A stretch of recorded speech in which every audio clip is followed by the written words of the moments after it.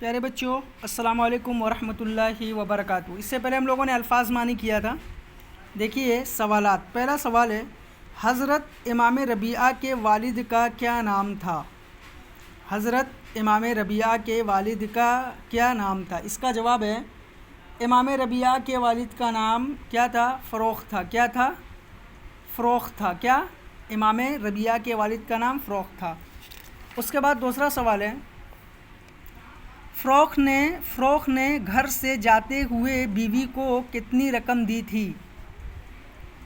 اس کا جواب ہے، فروخ نے گھر سے جاتے ہوئے بیوی کو 30,000 اشرفیاں دی تھی، ہے نا۔ فروخ نے گھر سے جاتے ہوئے بیوی کو 30,000 اشرفیاں دی تھی۔